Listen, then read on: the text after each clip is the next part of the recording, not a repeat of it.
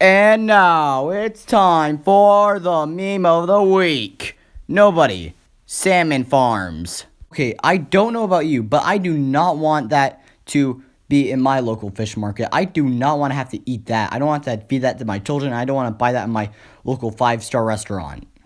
Probably thinking, oh, this is just one ugly farmed salmon. No, this is the majority of farmed salmon.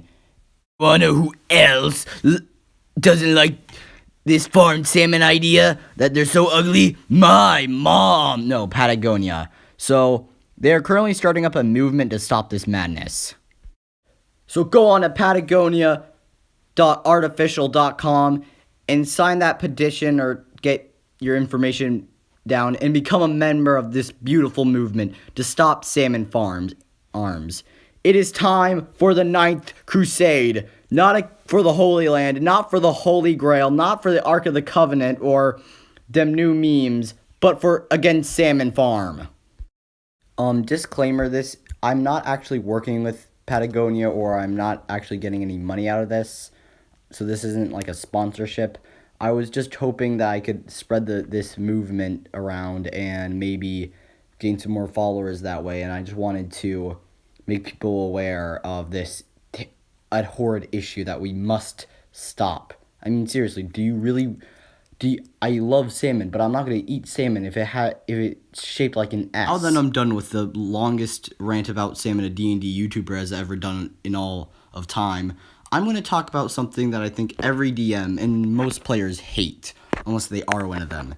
This thing can easily wipe out your entire campaign, and there's little to nothing you can do about it unless you directly attack it. If you do not stop this sort of threat, it will most likely destroy your entire campaign.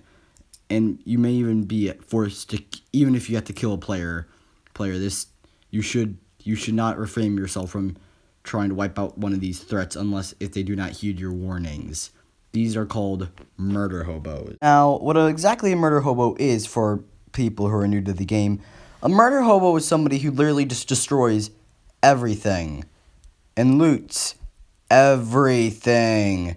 It doesn't matter how important that NPC is to the DM or to the entire campaign. The player's going to kill him anyways because he just wants that fancy staff he has.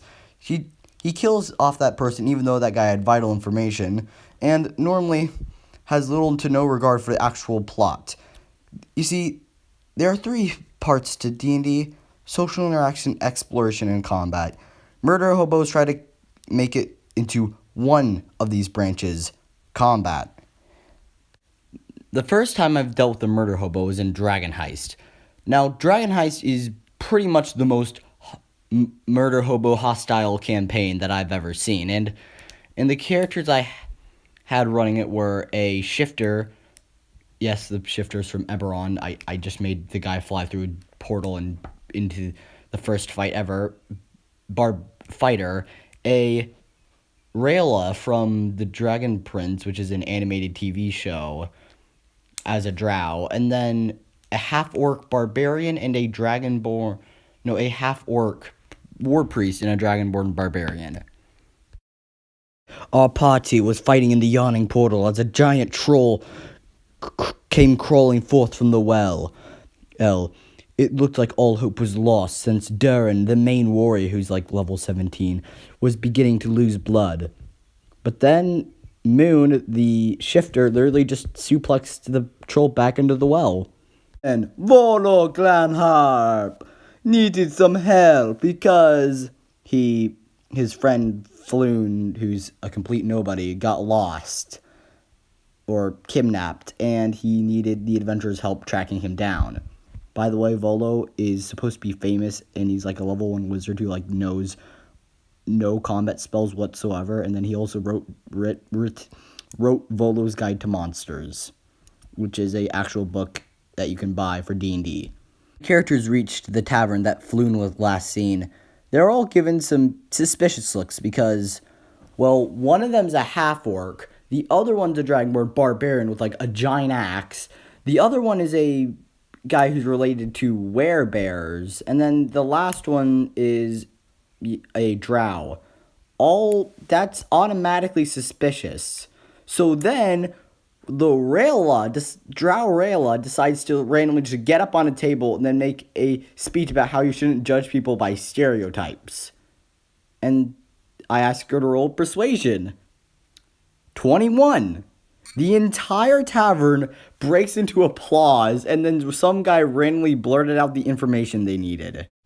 Then the heroes bust into a base where they believe that their friend is being hidden, and instead they find Prince Neverwinter, a very important person. You know, the prince. And after a very hard fought fight, guess what the shifter does? He decides to chop off the guy's toe. I don't know why. I really don't know why. But he just decides that's a good idea. And then I even show him the law that says that he will be sentenced to death if he does this. And he does it anyways. And guess who shows up? The City Watch. And they have him killed. And what am I going to do with the rest of the party? I'm not sure yet. You know what? Leave it in the comment section.